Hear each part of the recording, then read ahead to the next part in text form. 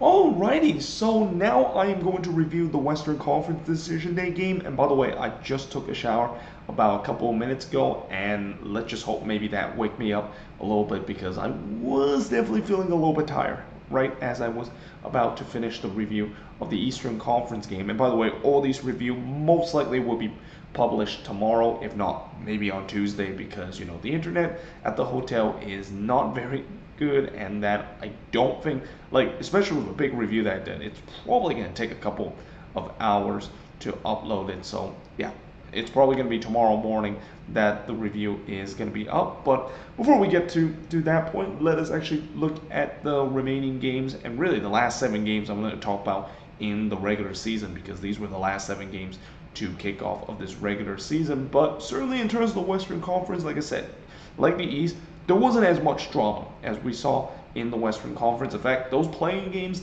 that I talked about before, there wasn't really too much drama in those games too, but still, those are playing in games, and I'll definitely talk about it. And one of them, I of course just attended a couple of hours ago, and I already did kind of a quick recap in terms of what happened in that game. But let us actually begin with the first game that, just like I did in the Eastern Conference, where I talked about a match between two teams that got already been eliminated playing against each other first. I'm doing the same thing this time, and this time it's the Seattle Sounders versus the San Jose Earthquakes. And just like the one I talked about earlier between the Fire and New England, it ends up in a draw. Though this one, yeah, it was definitely an entertaining game, not just to the end, but really kind of from the get-go. I mean, literally 1 minute into this game, and exactly 24 seconds into this game, Ladero puts it in to give the Sounders a 1-0 lead. And before the Sounders even had a chance to finish celebrating that goal, just a couple of minutes later, Ibobasi would score on the other end. And just like that, the game is all tied up at 1 apiece. That has to be not only the fastest goal I think Ladero have scored on a decision day, because I don't recall a lot of goals on decision day that is scored in the first minute, and especially just 24 seconds in. Like, that has to be one, if not the fastest goal that the Seattle Sounders have ever scored. But it easily has to be the fastest 2 goals that have scored, and fastest that both teams score in a decision day, or even in an MLS game itself. Because how many times you see a team score first in the first minute and then the other team respond literally just 3 minutes later? And that's exactly what happened in this one. In fact, while I was at the stadium earlier today, I actually had a direct shot in terms of keeping an eye on the decision day scoreboard. So when I saw how literally, like, I saw the Sounders got a 1-0 lead literally 1 minute into the Minnesota versus Vancouver game. But literally 3 minutes later, when I saw the scoreline being 1-1, I thought that was a score bug. I thought there is no way in the world.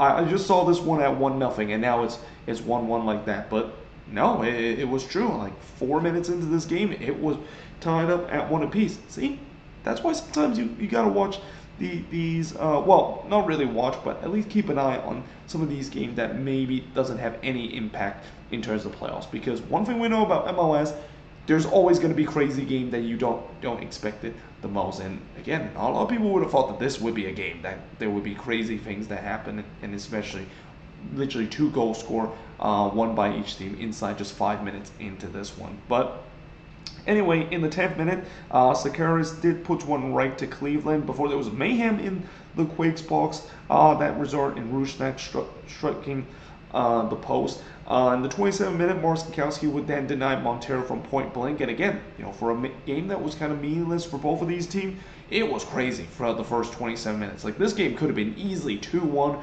3-2, or even 2-2 in the first 27 minutes with the chances that both of these teams has had. Rodon then tried to hit a volley shot, but unfortunately hits into the side netting before Morris had a shot that was blocked, and then was put it wide in the 42nd minute. And yeah, after a crazy start to the first half, we head to halftime with those 2 goals pretty much stand for the remaining of the first half and tying at 1 apiece. Though we wouldn't remain tied after long, because it feels like the Seattle Sounders love to score early goals coming out of the break, and they did it again in the second half. And it's the same guy too, Nico Ladero, scoring in the 48th minute. And again, I talked about in the Eastern Conference review of those decision day game, there was a lot of bangers that was scored. This was another banger from Ladero, just just a wonderful strike. I think they even said that that one was off of his weak foot, which that cannot be true. Like, if he can generate that much power off of his weak foot, is it really a weak foot that Ladero basically shoot? Like, because if you generate that much power on your weak foot, that cannot be the case. But yeah, that of course give the Sounders the lead there, and then they try to extend the lead in the 64th minute when Montero hits one straight to Mark Sinkowski. Espinoza then puts it on the free kick before Antencio would sting one right to Mark Sinkowski. But in the 76th minute, before I even had time to say, well, looks like this second half is similar to the first. There's been a lot of chances for both of these teams. The Quakes would get the equalizer, and you talk about great goals that Ladero basically scored earlier. KCal basically say, yeah, hold my beer, because he would score another banger goal from Trieco to tie the game up at 2 apiece. Again, this decision day, there was some of the best goal we have ever seen this season that is scored. And again, I would definitely not want to be the guy that need to select 3 of the best goal this season and then put it on a poll on the MLS Twitter page for fans to vote what is the goal of the week, because again, there's just so many that was scored this week. But yeah, the game was tied up at 2 apiece. Reagan did try to make it 3-2 for the Sounders, but he hits it just high before Cal looking to score his second one and give the Quakes the lead for the first time, but he hits the side netting, and you just had a sense that, with the amount of chances that this game has in, both teams was definitely looking to try to get 3 points to kind of give a great ending to a disappointing season. But unfortunately it wasn't meant to be, because as soon as I wrote that, I found out there was only 1 minute of stoppage time. And I understand why there maybe is only like 1 minute of stoppage time, because it's late in the season. There's no need to add more times in a game that hasn't any playoff implication. But yeah, in the end, it ends in a 2-2 draw in this one. Shots in this one, 16 shots for the 12 that the Quakes had, 4 shots on goal for the 6 that Seattle had, 4 shots off target with the 6 that the Quakes had, 6 shots that was blocked with the 2 that the Quakes had, and possession-wise, 56% possession compared to 44% possession that the Quakes has in this game. And again, overall, just an entertaining game that we saw in this one. And again, just another example that even in a game that there's really not much at stake, sometimes those could also easily be the most fun game to watch on decision day, and that definitely was one of them. But that being said, moving on into the next match, as once again I'm going to have to write the timestamp in these games, is Austin versus the Colorado Rapids. And remember how earlier I talked about there was a game on decision day that was very controversial, and this is what I worry about with these decision day game, where there's maybe some VAR decision that maybe could be going against a team, and that could really have a big playoff implication that again, I talked about before. I really hate that we have to get to a game where there's a controversial call that might cost a team playoff chances. And fortunately for a game like this, that it did kind of happen in this one. At least this game didn't have any playoff implication, but my word, there was some really bad calls that was made in this game. So much so that it absolutely triggered the Austin TV feed, and absolutely triggered both Adrian Healy and Michael LaHoot in that Austin TV feed throughout the end of the game. But early on in the first half, Rainwood puts one right to Yarbrough before Stuver would deny Rubio from long range. Nicholson then puts it high from 16 yards out, and I thought it was a good start for Colorado. Again, they don't have anything to play for, but knowing the fact that there's jobs on the line for some of these players that is on the fringe, you know that the Rapids are going to be playing hard, or these players are going to be playing hard to try and impress Robin Fraser so that they can stay with this team heading into next season. Though in the 26th minute, Driussi almost, or actually, no, he didn't almost. He actually did score here, and looks like he was able to get the opening goal for Austin, but the goal was disallowed because it seems like VAR deemed that Driussi was in an offside position when Cascante flicked it into Driussi, and this was the correct goal. Even though, again, I know the Austin TV feed, I know Adrian Healy was kind of mentioned maybe that wasn't the right call, or actually it wasn't Adrian Healy, but Michael LaHoot mentioned that maybe this one should be onside. No, when you look on the flick, it definitely looked like Driussi was in an offside position. And although it wasn't by much, it was still offside. So rightfully so, this goal was disallowed. But I'll get to the goal that probably shouldn't be disallowed because of offside a little bit later. But in the 42nd minute, Yapi would look to try to score his first career MLS goal, but he hits one right to Stewart. Again, Yapi, another guy that's getting his first chance for the Colorado Rapids, and he definitely looked like lively in this one because he had another chance. Or actually, before we talk about that, we head to halftime with this game being scoreless. But in the second half, he had a chance in the 51st minute to score his first goal, but he heads it just high from close range. Then they decided to bring Matthew McConaughey onto the booth while the match was still going on. And when I talk about the booth, I meant the Austin TV feed. And you know my opinions in terms of bringing celebrities in the middle of the game. I really don't like it. I don't like when they decide to bring in like guests into the booth, and especially maybe doing commentary too, because I think Matthew McConaughey kind of did a little bit of that, and it feels cringe. Like and especially this is a decision day match, and I get it. Maybe there isn't a lot of playoff implication, but really, I just again, I don't like it. Like I feel like this would have been more appropriate if this was baseball, and maybe in the NFL. Well, actually no, in the NFL they never would have done that, and they especially don't do it in soccer. Like, you tell me, when is the last time I've seen a game in Europe where they decide to bring a celebrity guest or a guest kind of commentator in during a game? They don't do it because it just doesn't fit. So again, I don't like it when that happened.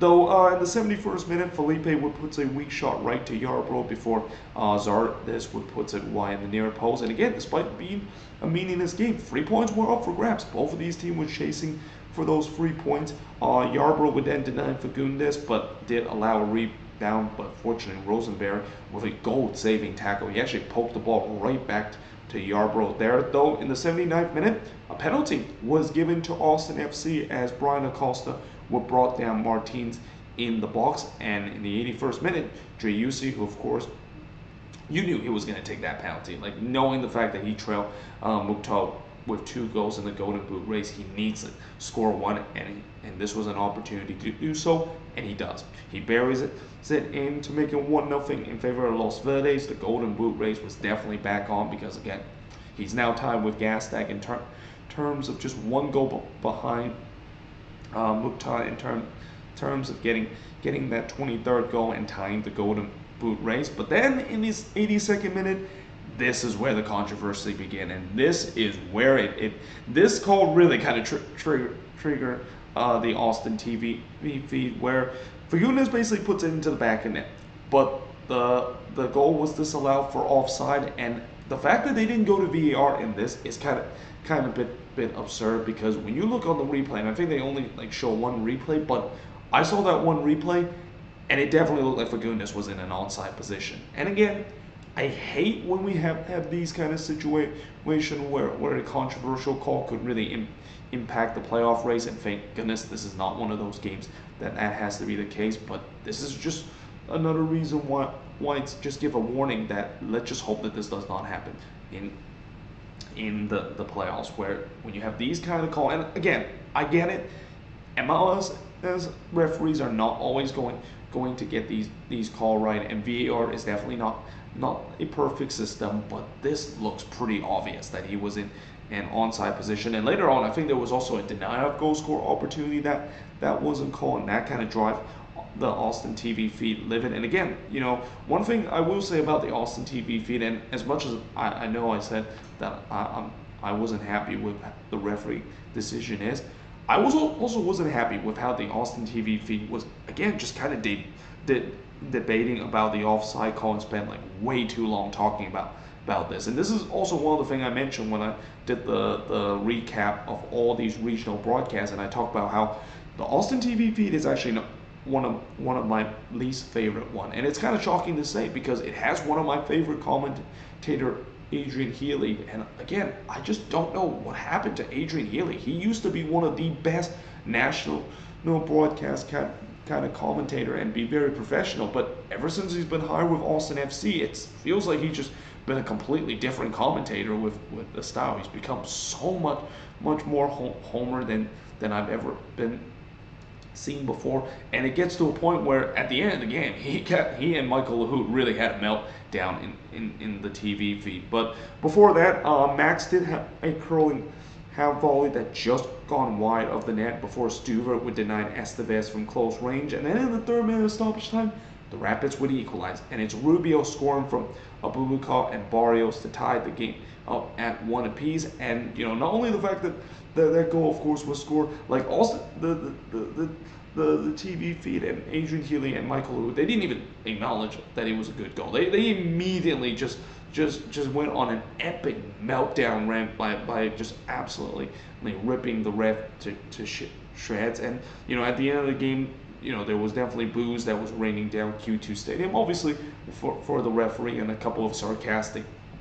applause from some of the players. And also they even show like a clip where Rubio and Valencia was kind of having some choice words with each other, because of course Rubio is going to have some choice words. I mean, Rubio is definitely one of the biggest villain in MLS, because with the last game of the season, he's going to do one last thing before the off season begin for him and the Colorado Rapids. But just the epic meltdown rant. I mean, I kind of find it, like, originally I found it kind of unprofessional, but then at times I just kind of found it funny with how big of a meltdown that was. And again, this is the problem I have with the Austin TV feed. They just sometimes focus so much on that one specific call, or in this case 2 specific call, that it just kind of gets over their head, and they don't actually focus on what the actual game is. Yes, I understand they're angry, and I understand both Adrian Healy and Mike who really want to support the team and maybe in some way kind of call out the referee a little bit, but to just do it on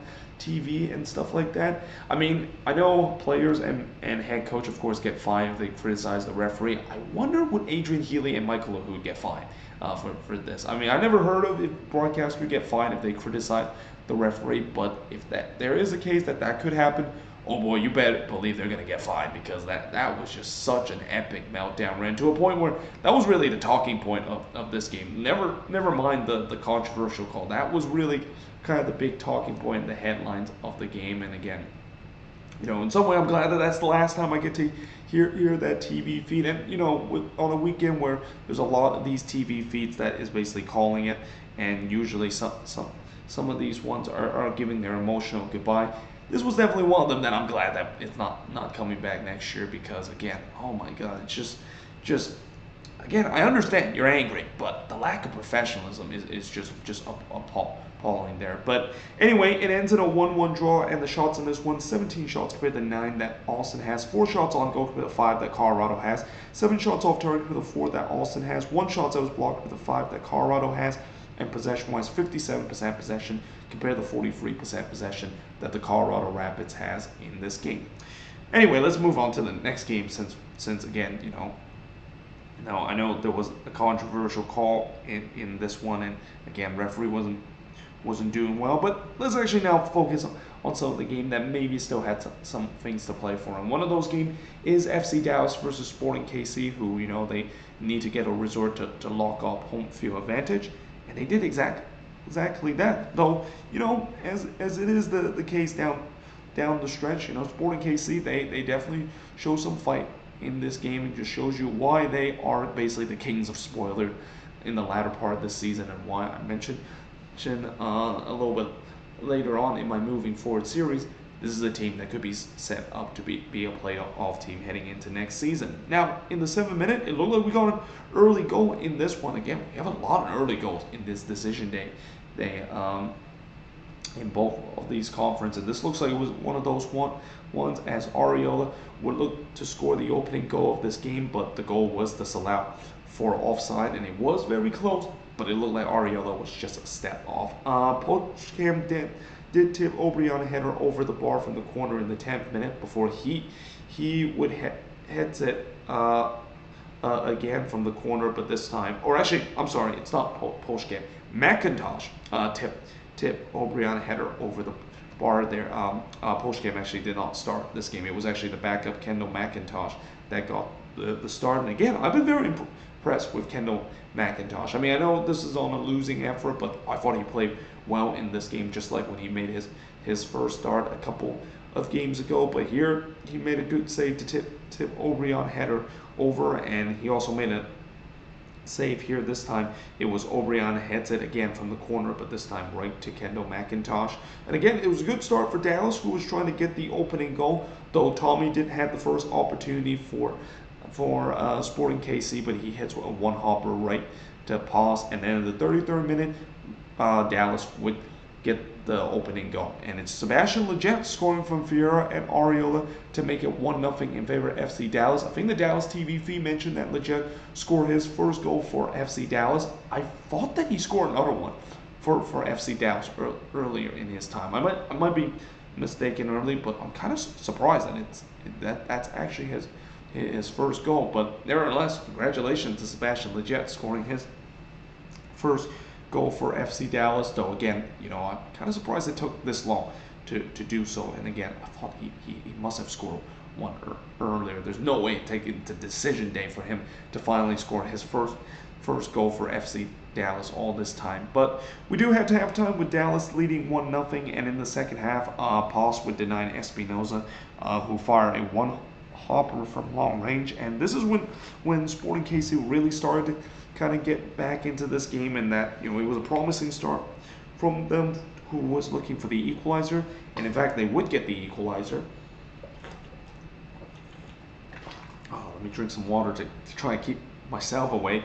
And the equalizer came in the 52nd minute as Graham Zusi would score from Tommy to get the equalizer for Sporting KC, and then just 2 minutes later, Tommy looked to give the lead for Sporting KC, but Paz was able to make a big save here, and then Paz would deny Espinoza in the 58th minute, and the momentum was with Sporting KC. Like, they were now looking like the more dangerous team and looked to get the lead, though instead of that, it was actually Dallas, the one that gets the lead back, and it's Arriola scoring from Velasco and Quignon to give Dallas the 2-1 lead. So for Arriola, after getting his goal disallowed in the first half, great to see that at least he got one in the second half. But really, it was kind of against the run of play, because again, the momentum was really with Sporting KC, but somehow Arriola scored here to give them the lead back, and the momentum kind of swing right back to FC Dallas' favorite, because Ferreira actually went through on goal here in the 74th minute. This looked like it was 3-1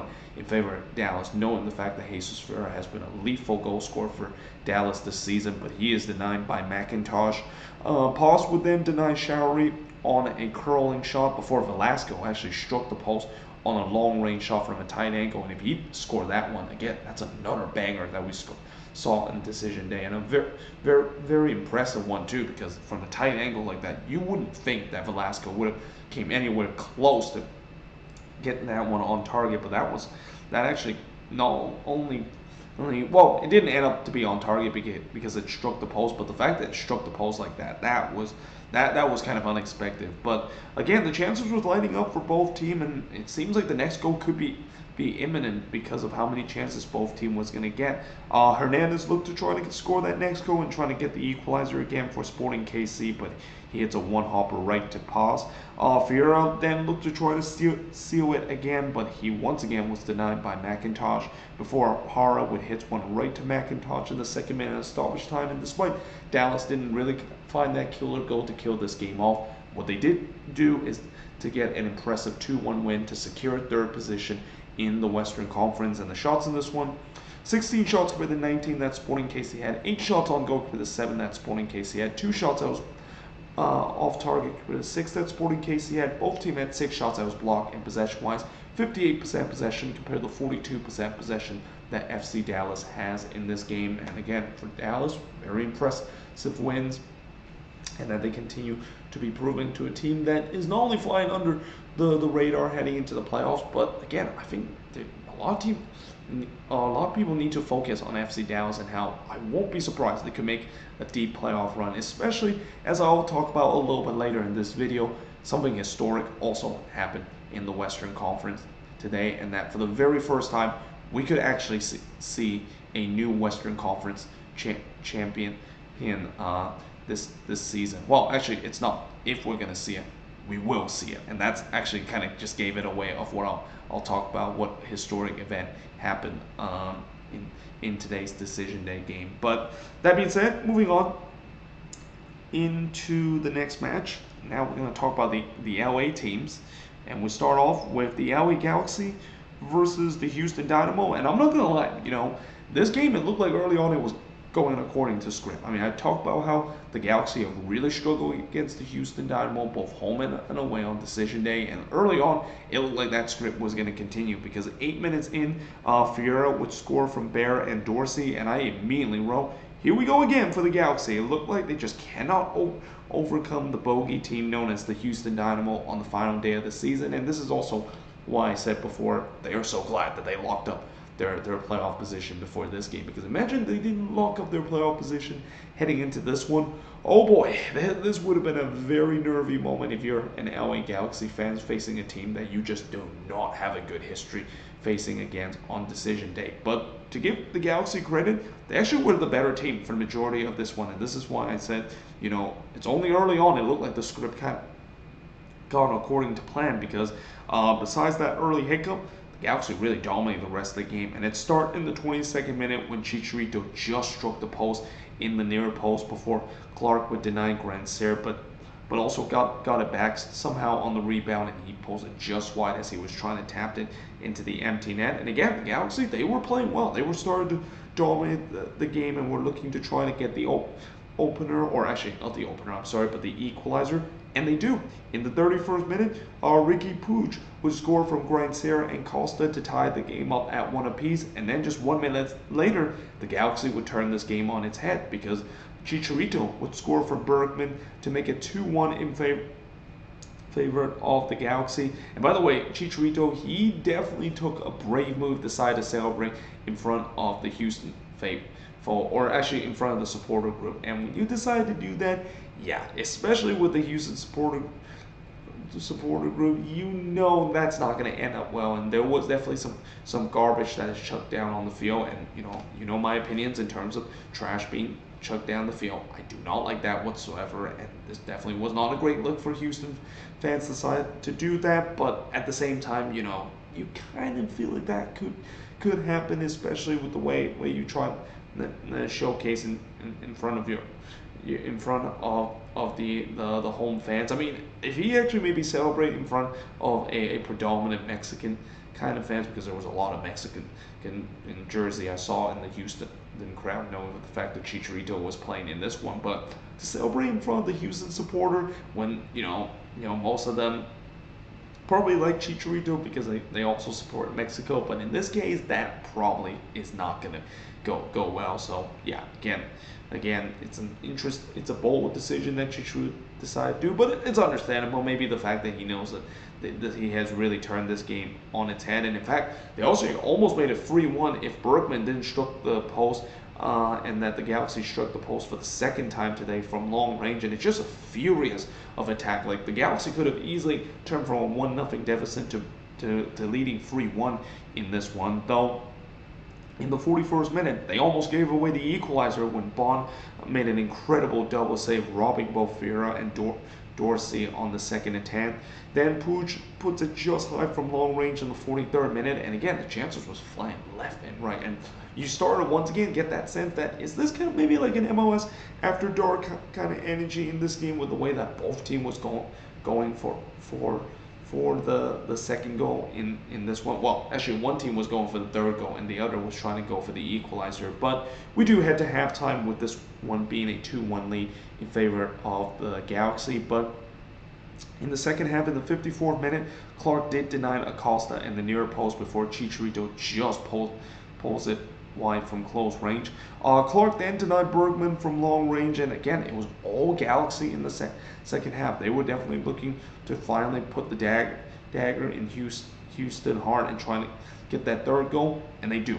They finally do it in the 69th minute when Joveljic was able to score from Alvarez to make it 3-1 in favor of the Galaxy. Joveljic actually almost made it 4-1 in the 80th minute if it wasn't for Clark denying him there from close range. But yeah, in the end, the Galaxy, very impressive win in this one and really kind of end the narrative that they do not do well against the Houston Dynamo on this decision day. And while again they still will have those bad memories of them blowing it against the Houston Dynamo on decision day to miss the playoffs, one thing that they know is that it's not going to happen this time because they got a big 3-1 win, and most importantly, they got home field advantage now because with the way that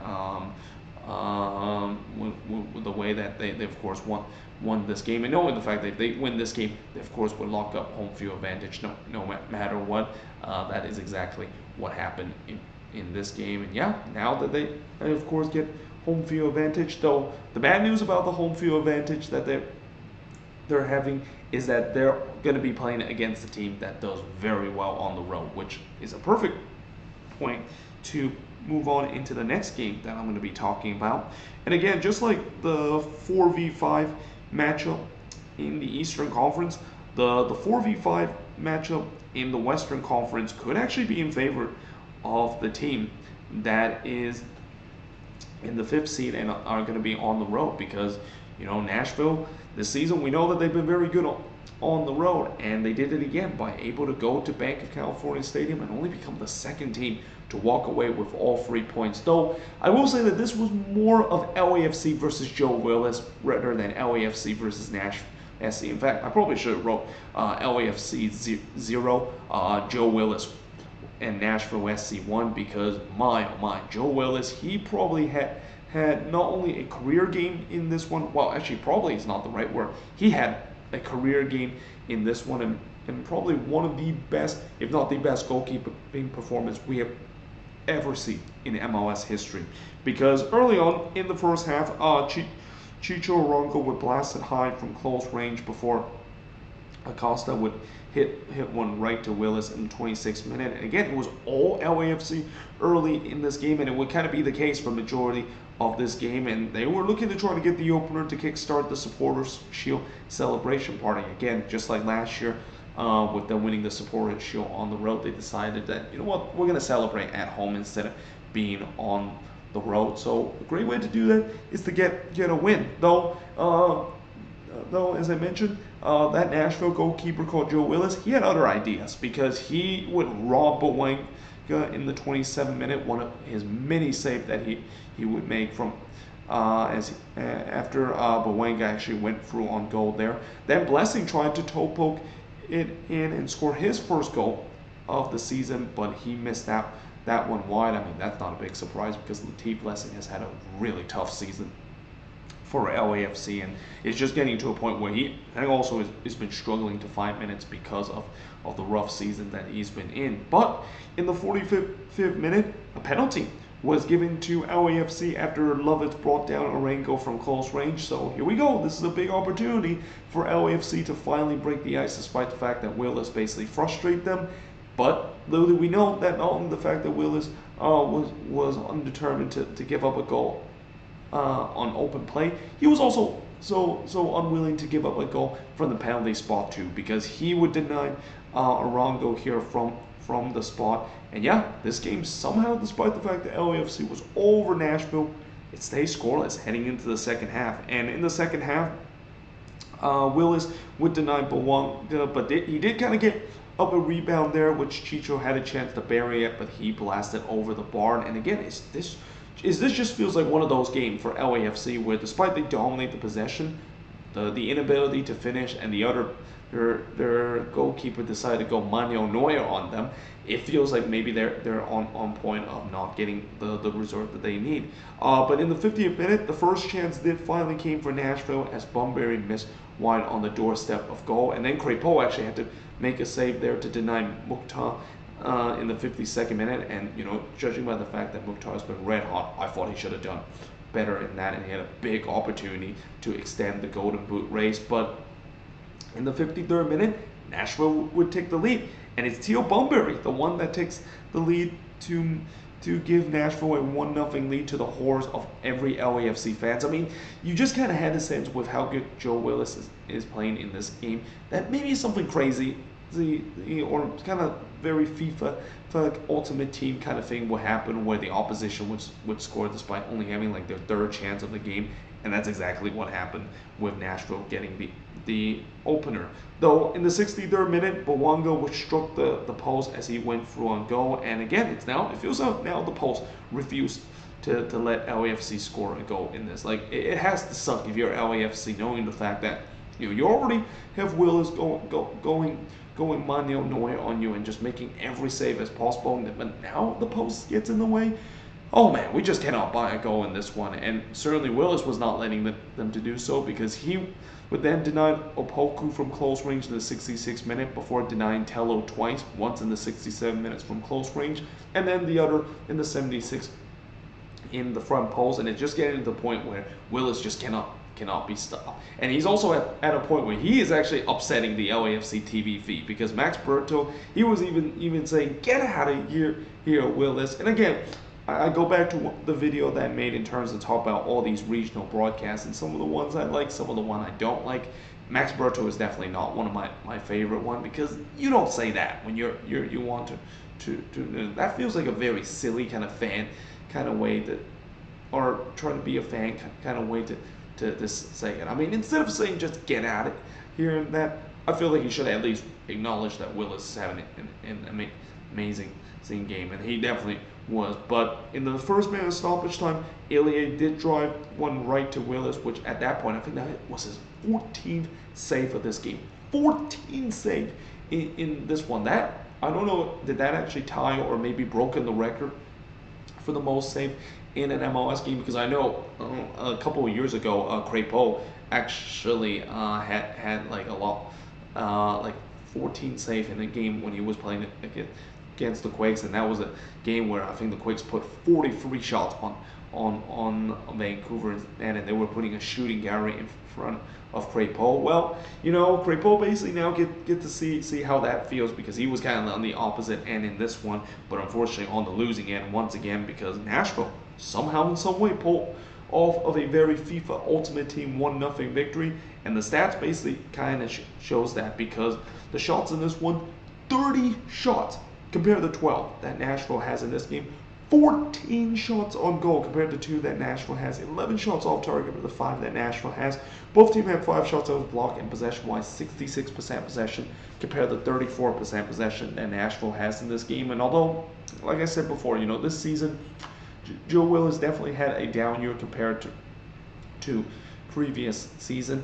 This was anything but that. I mean, this was just a goalkeeping clinic that Joe Willis has shown, and I'm not sure if he's going to have another game similar to that, but if this is going to be the case, then Nashville is definitely in good hand. But for LAFC, yes, I know this game doesn't really mean much, because they still won the Supporters' Shield, and they still celebrated like how New England, how they also lost 1-0 on the final day, but they still celebrated. I think for LAFC, there's got to be some low level of concern, even with this being a meaningless game. And this is why in a single elimination game that anything can happen, and why, as much as I know, I said earlier in the Eastern Conference review how it seems like the Union is a team that destines to go deep. The thing about single elimination, and the beauty about single elimination, is that if you have one bad game with either how you play or your finishing, like LAFC has, you could be knocked out of the playoffs. I mean, imagine if this was a playoff game, then yeah, all of a sudden things could be not so great for LAFC, considering the fact that, again, this is a season. It's basically the MLS Cup or bust. If they do not win MLS Cup this year, it doesn't even matter if they win Supporters' Shield. If they don't win MLS Cup, it's going to consider a failure of a season, and we'll see whether or not if they can do so, because they cannot afford to have these kind of games where they can't put the ball into back in net. And as great as Joe Willis has, they had some big missed opportunity and some very bad finishing in this one, and that's just not going to get it done if you want to go deep into the playoffs. But that being said, now moving on into the next game and the last game on this board, and now we're going to get to talk about the play-in tournament. I mean, I know it's not really a play-in tournament. There's no such thing in that, but I call it that way because really the next two games is between four teams that is fighting for playoffs, and really the winner of those two games is going to make it to the playoffs. And it's not a big surprise that at the end of this, both of those teams that got the win in the two playing game or the two unofficial playing game in the Western Conference are able to make the playoffs. And one of them is Minnesota United, who, like I said, I did a quick recap earlier talking about how for once the Loons didn't actually make me have to be on the edge of my seat and have to give me like a heart attack for the full 90 minutes because of how they were trying to keep this as tight as possible. Though I will say that they kind of did that for about 75 minutes or so. I mean, again, this game was stuck at 1-0 for a very long time. I was so concerned that they were going to give up a goal, and that's when I just had that familiar feeling of, yep, that sounds like a very Minnesota United thing that they're going to do. They're never going to make it easy for them to see them going through to the playoffs and clinch a playoff game. But fortunately, in this one, they were able to make it a little bit more comfortable by getting that crucial second goal, which is something they sometimes struggle to do so, and struggle to kill opponents off. But that being said, when you look at the overall performance, yeah, it's safe to say that they need to do a lot better than what they did in today against Vancouver if they want to go deep into the playoffs. But in the first half, Omria would blast it high from long range before Dane Sinclair actually had to make a double save. He had to deny Kupas from long range, but then Kupas actually got his own rebound, which was also denied by Dane Sinclair.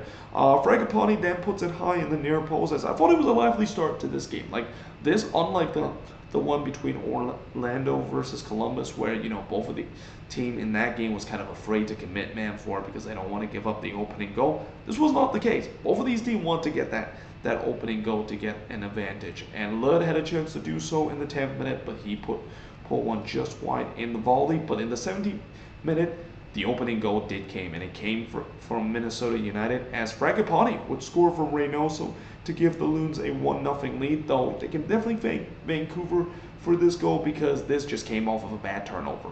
How many times I've said this season that when you give the ball away in your own end, bad things is always going to happen, and bad things definitely happened in this one. Like, again, you just cannot give the ball away like that. Like, as soon as I saw Vancouver gave the ball away, I fancied Minnesota has a chance in terms of at least creating a decent opportunity to score. And notice I didn't say have a chance to really score a game because, again, this team, they have lost a lot of confidence in front of goal. So the fact that Fragapani actually buries that one and actually shows some decent finishing was a little bit of a surprise at first, but definitely a relief because it was so important for a team or for a game that it was a must-win game for both of these teams.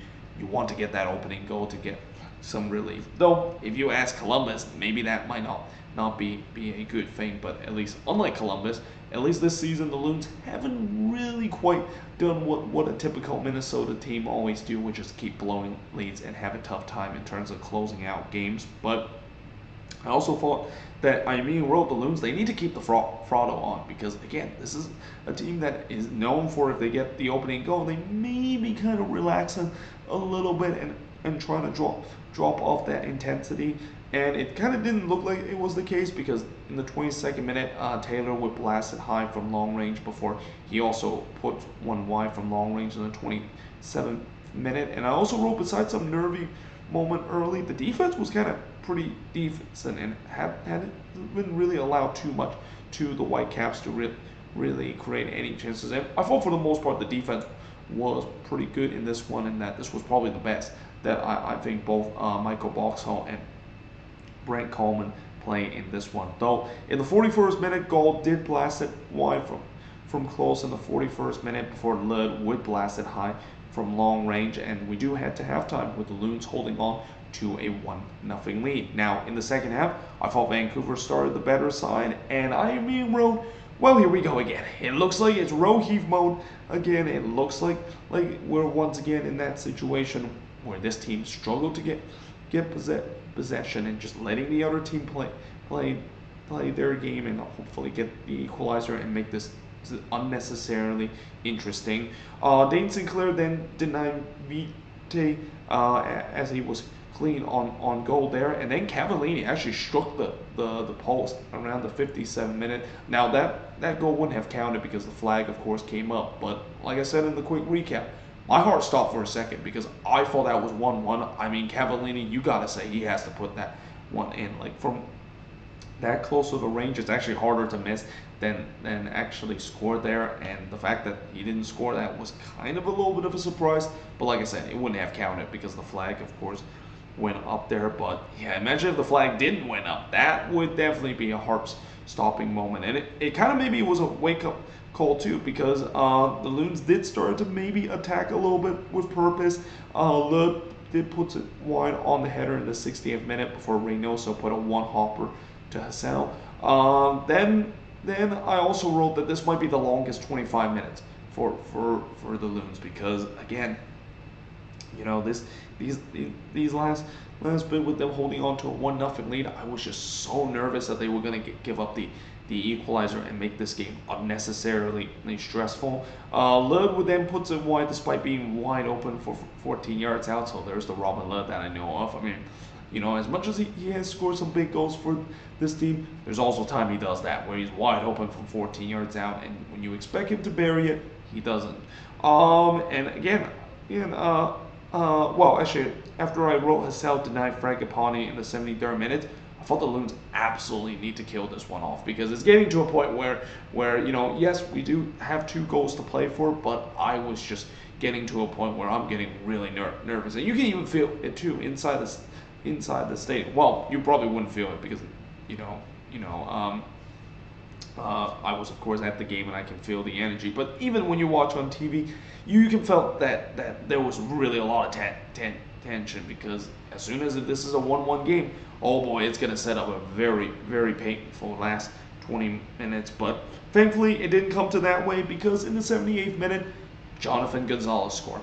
He scored here from Rosales to make it get 2-0 in favor of the Loons, and that goal not only erupted Allianz Field at a rate where, you know, I have here Allianz Field gets very loud, and I thought throughout this game it was definitely loud. I mean, the Wonderwall really brought it in this one, but man, just the pure joy, and just really when that goal went in, not only I celebrated, but it was relief for me that at least for once this team is not going to give me like a heart attack or just trying to make it as tough as possible to get all 3 points at the end of the night. Because yeah, that second goal was a crucial one, and it really kind of deflated the Whitecaps, because they really never had any decent chance besides that one good opportunity in the 81st minute when Dane Sinclair denied goal on the free kick, because you know Dane Sinclair is going to want a clean sheet in this one. I mean, he has been bailing this team out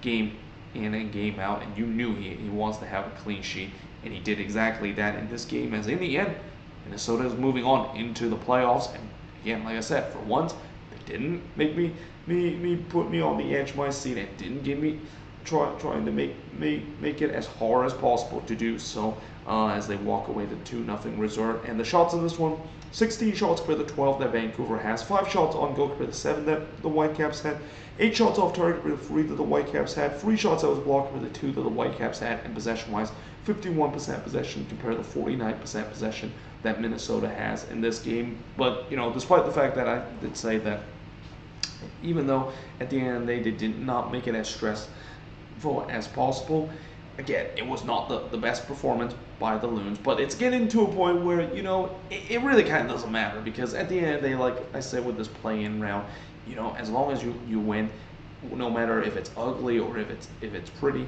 you make it to the playoffs. That's of course what it mattered. But they want to go deep, and especially now that they're going to be playing against FC Dallas on the road for the first round, they want to win that game. They need to play much better than that, because teams are not going to give the ball sloppily, that they can take advantage of it easily, and that they need to, of course, not have these moments where they just completely decide to bunker in and decide to not play for 40 on minute before they can get going again. Like, I think this season, I've said this before and I'll say it again, I don't remember the last time I've seen this team play a complete 90 minutes performance, and that's just not going to get it done if you get into the playoffs, where if you don't play a complete 90 minutes performance, you're going to find a tough time to try to move on into the next round. But that being said, I am now going to switch the board one more time, and despite the fact that I'm incredibly tired right now, I'm going to try to do a quick review of the other playing game between the Portland Timbers and RSL.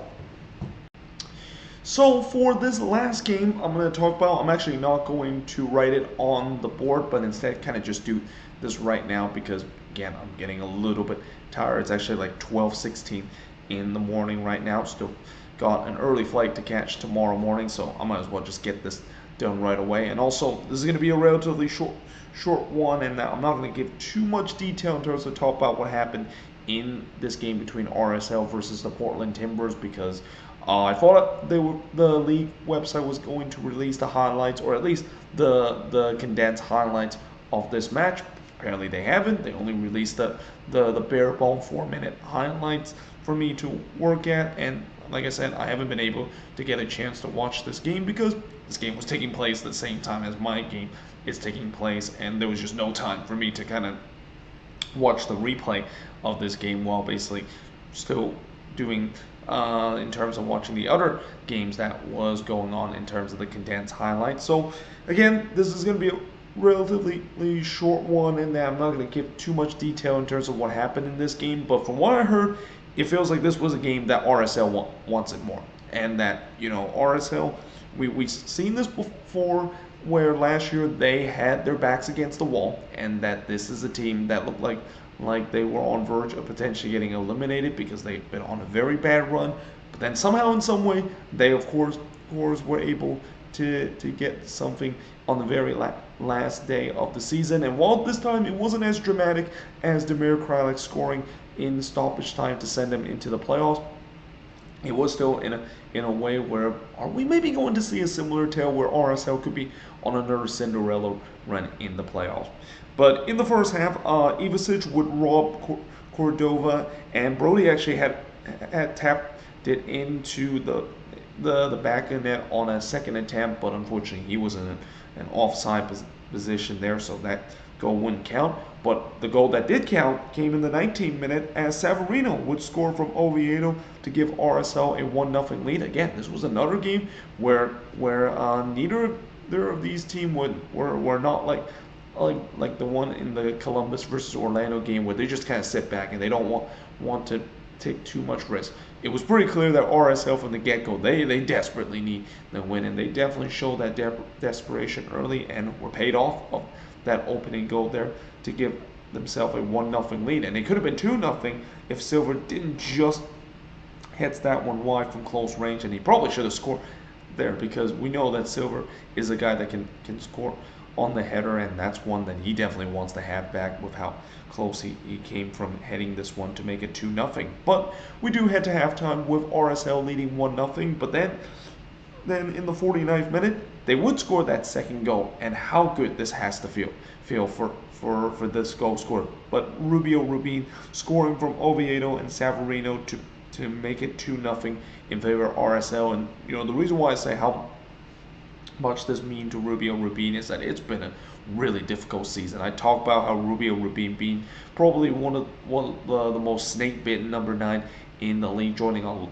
the numerous players that is clearly snake-bitten and just cannot buy a goal. That goes the same for Rubio Rubin, a guy that kind of break out with this RSL team last season, but this season are clearly having a sophomore slump to a point where he's been relegated to bench duty and coming off the bench. But in the biggest game of the season, he scored here to give RSL a 2-0 lead, and look like they are going to be the one to make it to the playoffs. Jimmy Char then smacked the post from long range in the 68th minute. By the way, they did mention that Diego Chara was not playing in this one, and the same goes with Eric Williamson too. He did not play in this one too, and they didn't say exactly why Williamson did not play. I think they say Chara, he was injured or something like that, or maybe he got like a yellow card accumulation. But I know for a fact that Williamson, it was kind of odd that he was not in this game. And I think after the game, they were asked about it, and Giovanni Savarese kind of went a little bit defensive when he mentioned about Williamson not being in the game. So there has to be something that has to do with that, because that was kind of a big surprise to not see him in the inclusion, especially how good he's been with this Timber side down the stretch. Though in the 75th minute, Julio did try to ice this one, but he puts that one wide before Nishgoda had a chance to make it 2-1, and in some way he had to make this one at 2-1. Like, Portland's playoff hope was definitely fading. He had to at least put this one so that they can give them a chance, and it turns out that their playoff hope was all but dead in the 82nd minute, because in the 82nd minute, it's Boni Hidalgo would score here from Loftuson to make it get 3-0 in favor of RSL. I believe that's Hidalgo's first goal for RSL, because this is a guy that I've never heard of him before, so this must be his first start or something like that. But he scored here to make it 3-0 in favor of RSL. Darren Espria did get one back as he scored from Mabiela to make it 3-1, and unfortunately for Darren Espria, as much as he is Mr. October, this goal came a little bit too late, and it's just getting to a point where it just, unless if the Timbers find some miraculous ways to come back, or RSL have probably the biggest collapse we'll ever see an MLS team has in a game, you knew that RSL pretty much had this one locked up, and they're going to make the playoffs, and that's exactly what happened in this one, as they make the playoffs with a 3-1 win over the Portland Timbers. And the shots in this one, let me just pull up the stats right now, because again, I didn't write it here on the notes. 17 shots committed, 9 that the Timbers had, 4 shots on goal committed, 3 that the Timbers had, 5 shots that was blocked committed, 1 that the Timbers had, 8 shots that was off target committed, 5 that the Timbers had. And possession wise, 50% possession compared to 50% possession that RSL had, so pretty much dead even at that point. But yeah, overall, from what I heard, it feels like RSL definitely deserved to get the win in this one. And again, will history repeat itself where RSL make it to the playoffs on the final day? And we know the rest is history last season with them making the run all the way to the Western Conference final. But for the Portland Timbers, getting eliminated from the playoffs for the first time, I believe, since last time I remember the Timbers didn't make it, I think it was like 2018 or 2019 that they didn't make it. I think it was 2018 that they didn't make it. Or no, I think they made it in 2018. I think it might be somewhere like 2017. Either way, one big history that it came in decision day is that this is going to be the first time in MLS history that no Cascadia team made it to the playoffs. So because of that, that means we're going to have a new Western Conference champion for the first time since 2014. And remember that video that I made a year ago talking about when is the tear of rain from the Cascadia region, with the Portland Timbers, Seattle Sounders as like the only representation of the team that represent the West in the MLS Cup? Well, this year, the good news for those that don't want to see that happen again, it will not happen again, and that we will guarantee that we will have a new Western Conference champion for the first time since 2014. And I might maybe make a video about who exactly could be that too, because now the streak is over. And again, it feels like this year it's just a year of streak, especially in the Cascadia region, with the Sounders getting their playoff streak come to an end, and you just feel like something dramatic could even happen, where you could even think the unthinkable could happen with the Portland Timbers not making it, and that's exactly what happened. Although you can say that maybe it's not unthinkable, considered last year, we had a crazy situation where all the California team didn't make it, and same with the Texas team did not make it to the playoffs. And it feels like now this season it's now the fact that the Cascadia region doesn't make it. So what's next? Are we going to see all Midwest team not making it next season? And if that's the case, oh boy, let's just hope that is not the case, because that one of the teams that I root for, Minnesota United, is in the Midwest right now. So yeah, let's hope that that's not going to be the case. Or maybe an all Northeast team is not going to make it, though.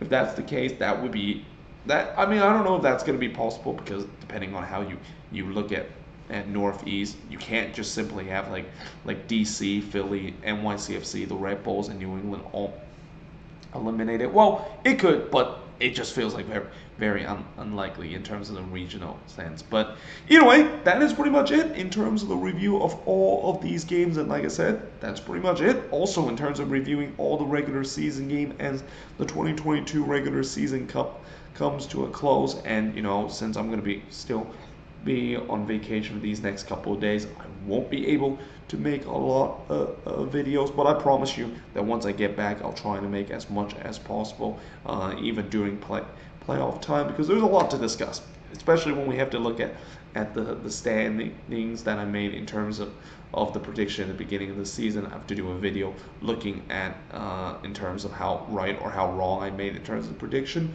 and then of course I got to fill out the bracket in terms. So the playoffs, and I bet that bracket is probably going to be busted after a week or so. But either way, hope you guys enjoyed this video. If you do, make sure you guys hit a like, smash the subscribe button, and yeah, I of course will see you guys next time.